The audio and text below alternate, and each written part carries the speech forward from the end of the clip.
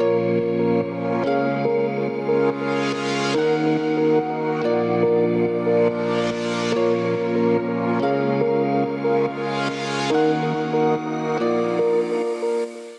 up everybody, Matt Maran here for another car review. This is of course the Tesla Model 3 Performance. Huge thanks to Sofyan of Redline Reviews for graciously allowing me to review his Tesla Model 3 here for you guys today.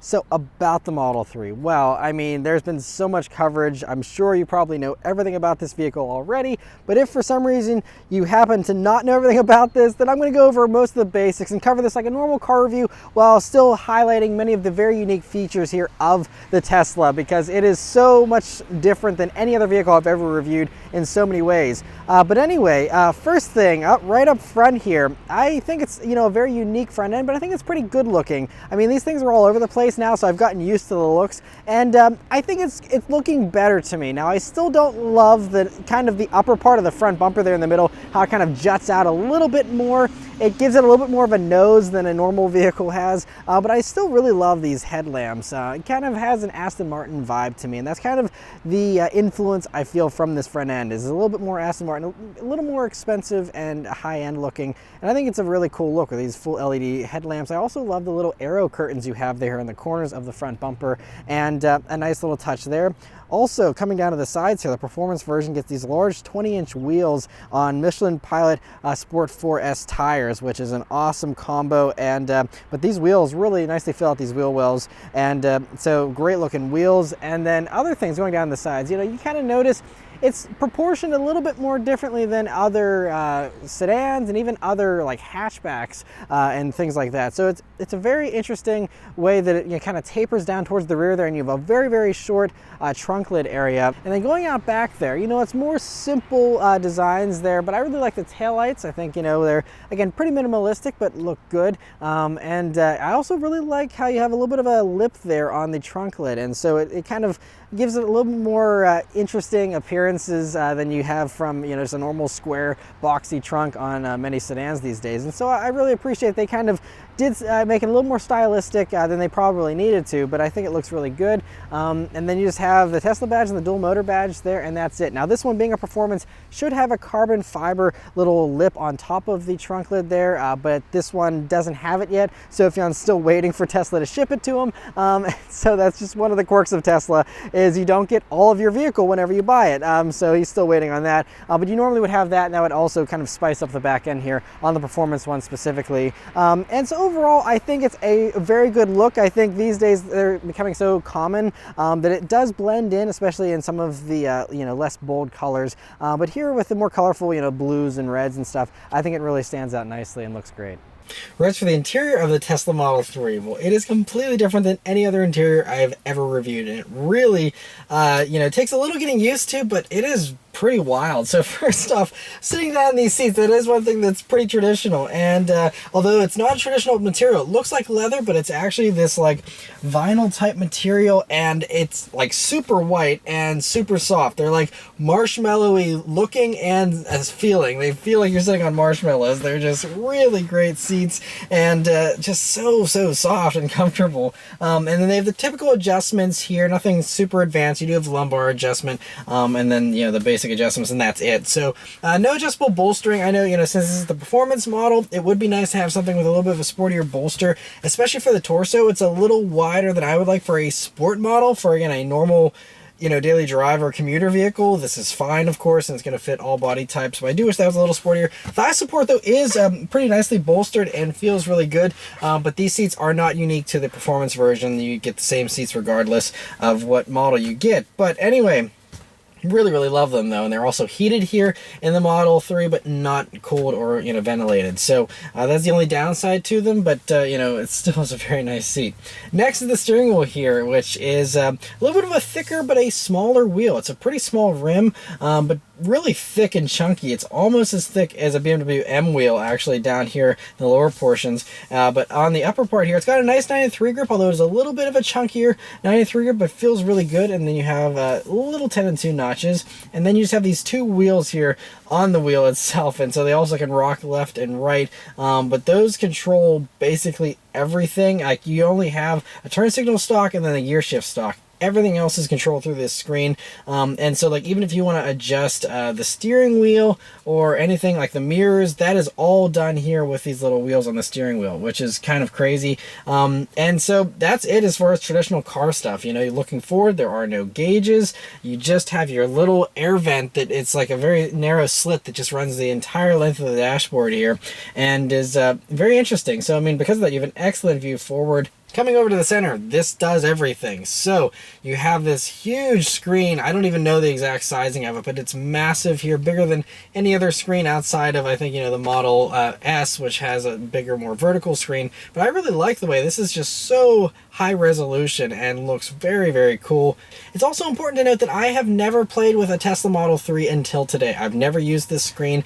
So this is literally my first impressions as a newcomer to this. It's actually, it looks overwhelming when you first are looking at it, but then once you actually start using it and, you know, messing with it, it's actually very easy. It's actually nicely simplified. I think this is easier to understand than even like the BMW iDrive system and some other you know, infotainment systems out there these days. So you have your basic car controls here on the left hand side. That's also where it'll show you your speed readout, as well as the speed limit, your charge, all that type of stuff. And that's very cool. That's also how you control like your windshield wipers. Now, thankfully, it's all automatic. So you don't, every time it starts running, you don't have to sit here and hit it. You can just leave it on auto and it'll, you know, turn them on whenever it senses the rain, which is great. And then you have just, it dominates this screen with this massive like Google Maps display here. And it's, you know, satellite and looks really high resolution. It's very responsive too. I mean, all my pinching and swiping and stuff, it all picks it up very, very quickly. While we're on that map part here, I can also mention, you know, it's very cool as far as this navigate system. So you don't get any kind of Apple CarPlay or Android Auto. And the only thing I can complain about with that is like you can't run Waze. So like having live alerts as far as, you know, debris on the road or police or construction, those types of things you don't get because you don't get Apple CarPlay or Android Auto.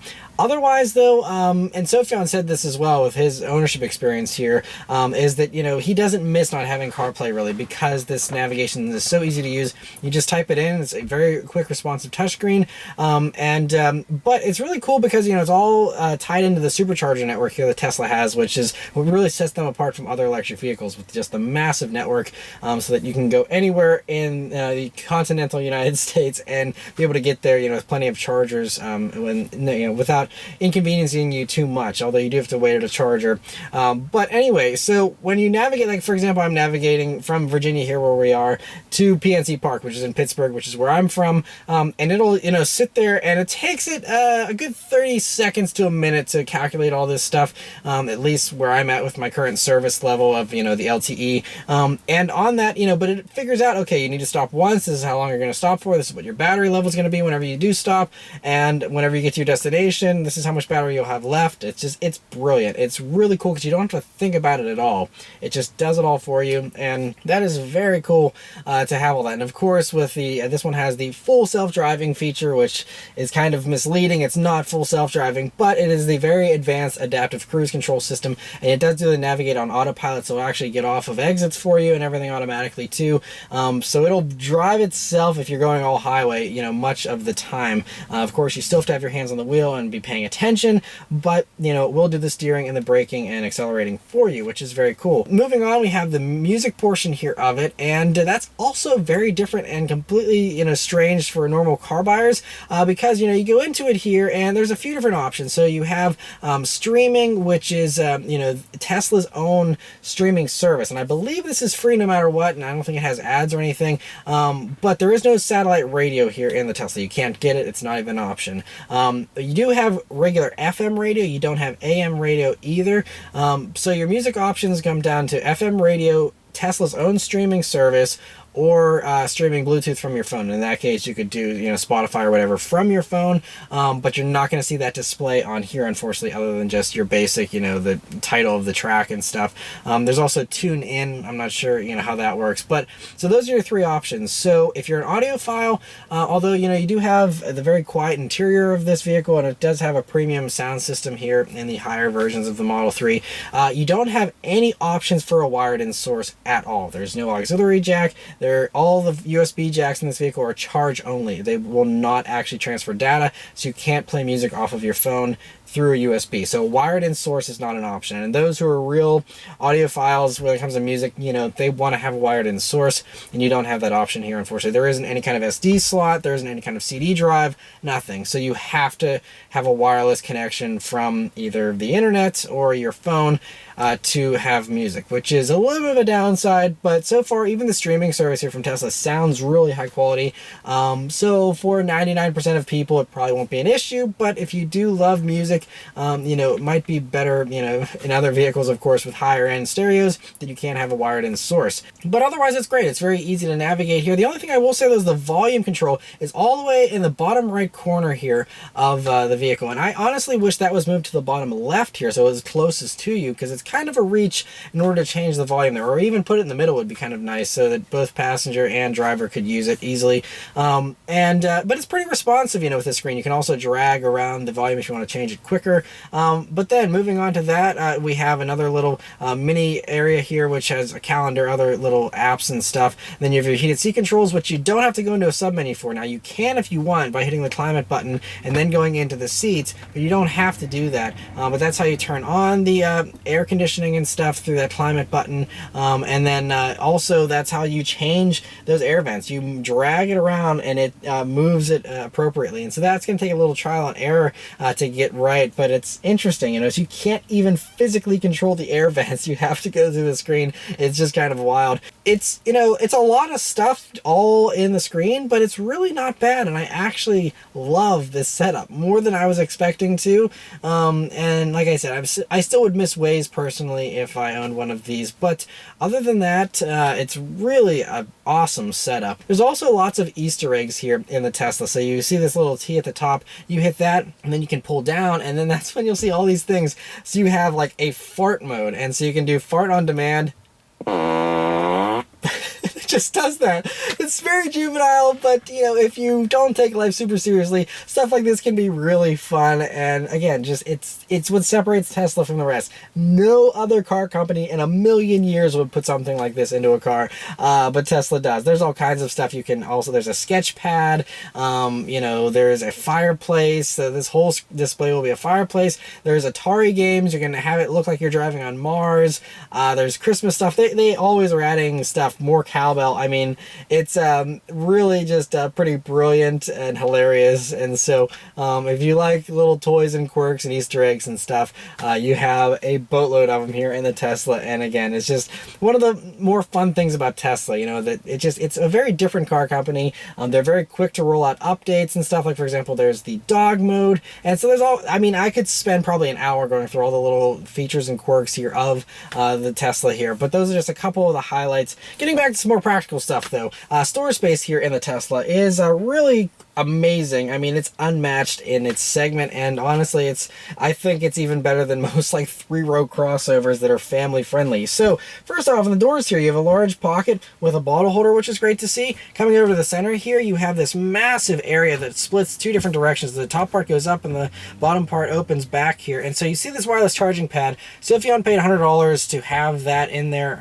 that's an option. Otherwise, you can lift that up and you will see it goes all the way back. This is just a massive bin. I mean, you can fit like a big purse or, you know, like a couple of quarts of milk in there or whatever you want.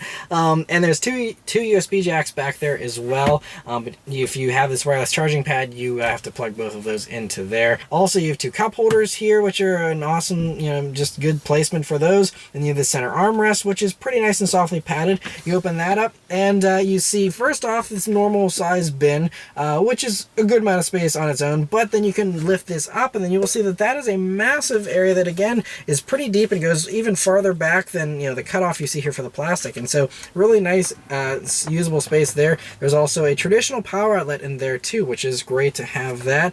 And so I mean, as far as, you know, upfront storage space already, this vehicle is better than just about anything else out there, and that's part of the luxury you get with not having any kind of drivetrain here. You know, you can fill all this stuff with storage bins instead of transmissions and stuff like that. And so anyway, I mean, fantastic as far as that goes.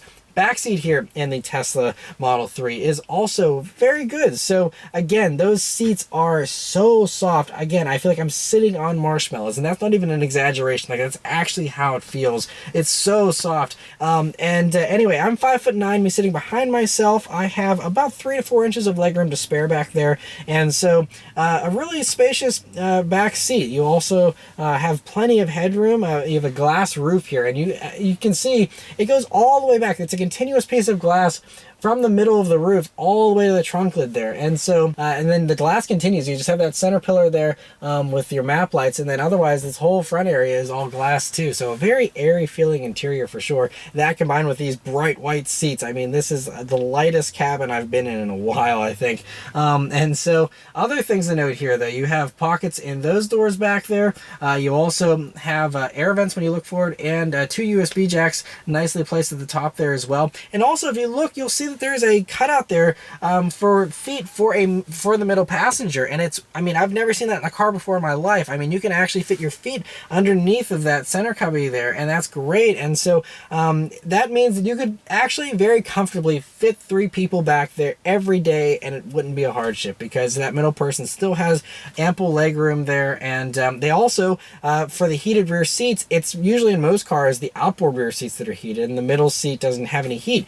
The middle seat actually has heat, and it is also adjustable independent of the other 2 seats back there. And so this is actually a true 5-seater all day, every day, if you want it to be. And so that's great. If you don't want to use the middle seat there, then you do have a fold down center armrest there with 2 cup holders built into it. And so overall, that back seat is just fantastic. I don't think you can get any better, honestly. Trunk space in the Tesla is, again, unlike any other vehicle other than, of course, other electric cars. So first, you have that massive trunk, which on its own, you know, would be right in line with most mid-size family sedans. Totally plentiful amount of space. You have a little cutout there on the left-hand side. And then to add to that, you open up the lower floor there, and then you'll see a massive well, and you can fit tons of stuff in there too. It's also where the charger resides if you want to, you know, store it back there. And so if that were it, if that's all it was just that trunk, that would already be best in class for any vehicle in this, you know, size class. But that's only half the story here in the Tesla, because then you look forward and you have the frunk or front trunk, and that is also pretty large. Now, it's not quite as large as what you see in like some supercars or something, or some like Porsches that have you know, a little bit of a deeper well there, but you still have a ton of space in there to fit all kinds of stuff, you know, groceries or duffel bags, any kind of, you know, moderately sized stuff. I don't think you could fit like full-size suitcases or anything in there, but you know, it is a really nice extra amount of space there. No matter how you look at it, this is hands down the best amount of cargo space in a vehicle in this segment, you know, by a long shot. I mean, it is far and away way more space, and so overall it makes the Tesla very easy to live with and just knocks it out of the park as far as road trip you know, capability, and just being able to haul anything you want to haul. Speaking of hauling, if you do want to haul long things, the rear seats do also fold flat as well, and that gives you even more space if you need it. Alright, so let's turn it on and go for a drive. The Tesla here basically is always on. Whenever you unlock it and, you know, open it up, it has everything on because it's, of course, fully electric. So it just leaves everything on normally.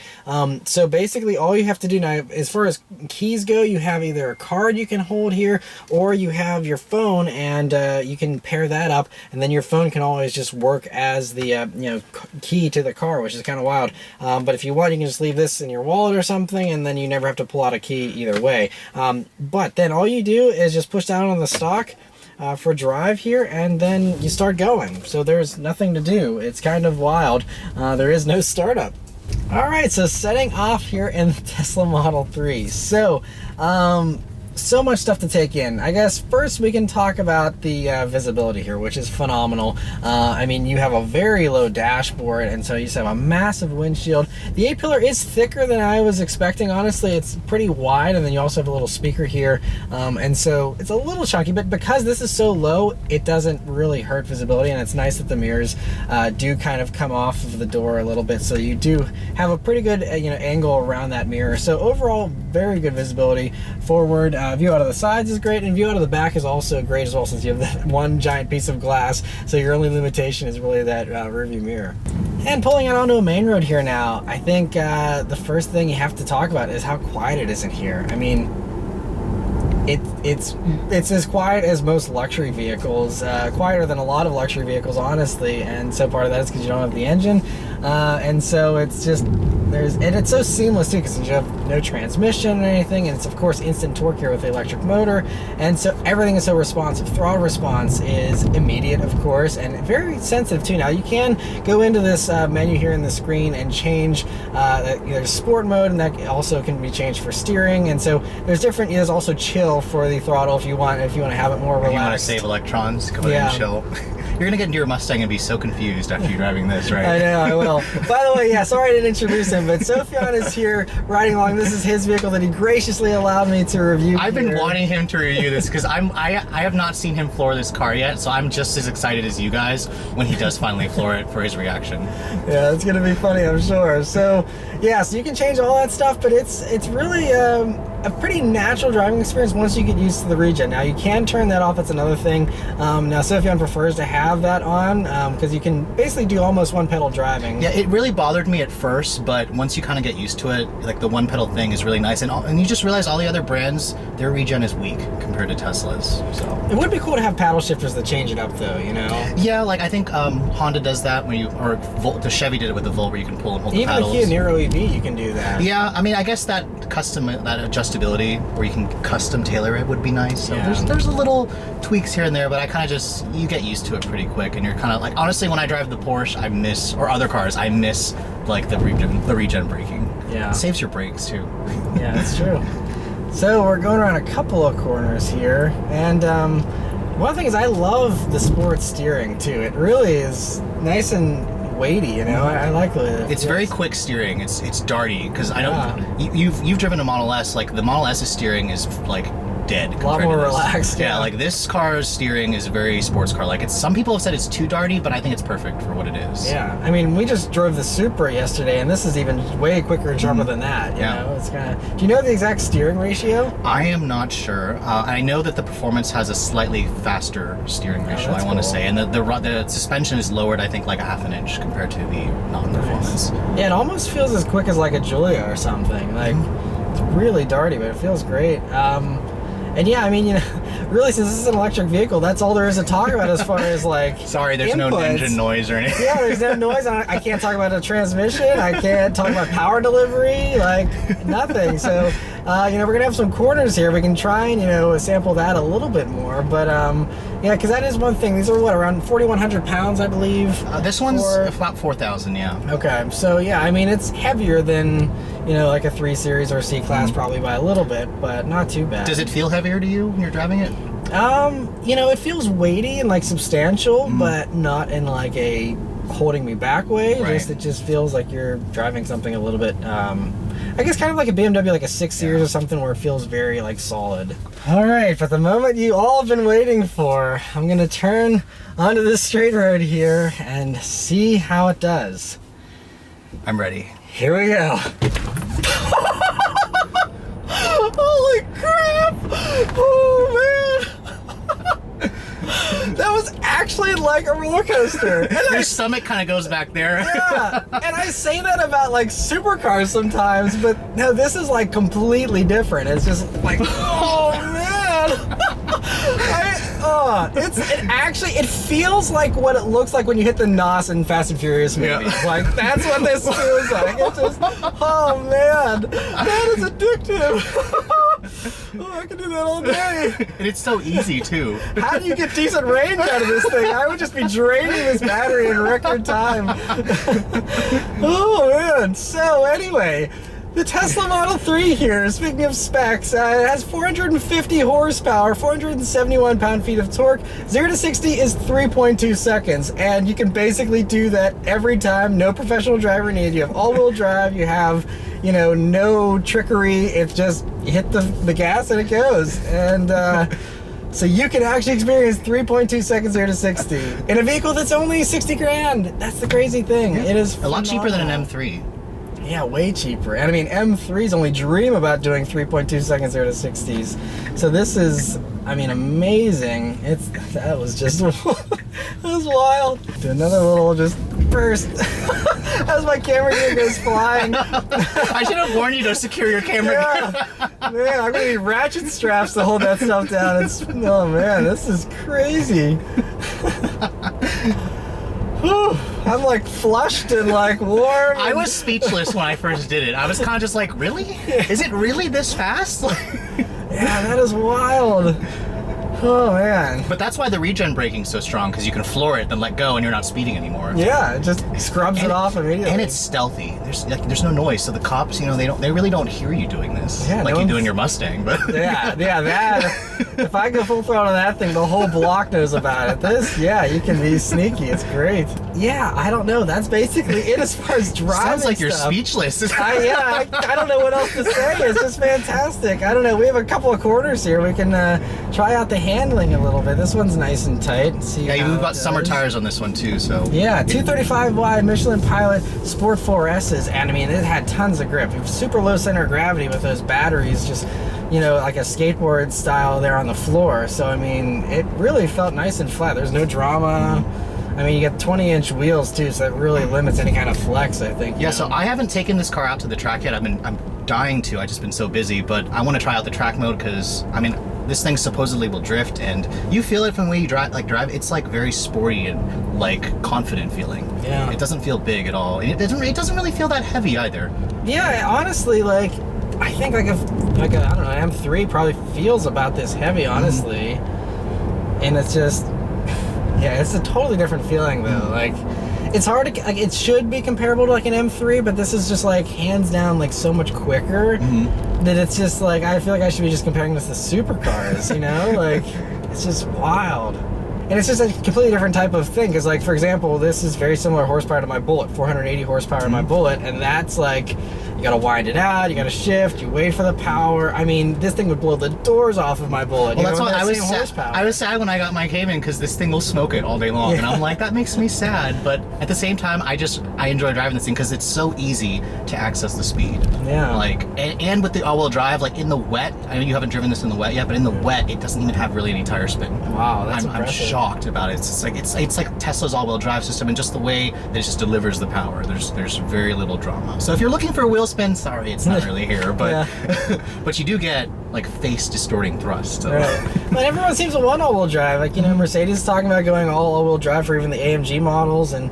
BMW with the M5, and everyone's going to that anyway. So like, wheel spin's going to be almost a thing of the past pretty soon too. But how was it in the snow whenever you kind of daily drove it in the winter and stuff? So I actually put like all-season tires on. I should have put winters, but I just did all seasons. But yeah, like the all-wheel drive system in this car, it's very good. Like, it's got independent motors, so like the rear motor is technically stronger, so the car has a rear drive feel to it, which is what I really like about it. Because all the other EVs, they're front drive. Yeah. Like, they feel like economy cars. Yeah. All right, so now we're out on the highway, and a couple other things I want to mention here about this vehicle. First off, so as far as blind spot monitoring goes, you do have this display which will show you, where vehicles are at, and also, the car can make its own lane changes whenever you're on autopilot. So with that, it will kind of make sure that you're not, making the wrong kind of lane changes, and making sure that, you're keeping an eye on your surroundings. But it would still be nice to have some type of indicator in the mirrors, because that's where I'm looking whenever I'm looking to see if I want to change lanes, is in the mirrors, and so having to look back at the screen to make sure that's okay isn't ideal. But one thing, now we're out on the highway here. I'm going to put the autopilot on, and we're going to be hitting some traffic here, so we'll see how it does with that. I'm keeping my hands on the wheel, because of course you still have to here with the Tesla, at least for now. We'll see with the full self-driving thing when they roll that out, if they eliminate that. But it does a good job of, being like a normal adaptive cruise control system where it'll, follow and match speed. But I have noticed just in the few little minutes I've used it so far that it is very responsive. So a lot of other systems give a lot more distance, or, even at their closest setting, they still are a little more reluctant to pick up speed quicker and brake. This is able to do it pretty abruptly, and it still does it in a smooth way that it feels pretty good. Other things that feel good is the ride quality. That's one thing. I think part of it is because you have these seats that really nicely soak up any of the bumps that you have. But it's pretty cool whenever you are in the adaptive cruise mode here. here how it'll visualize all the cars ahead of you,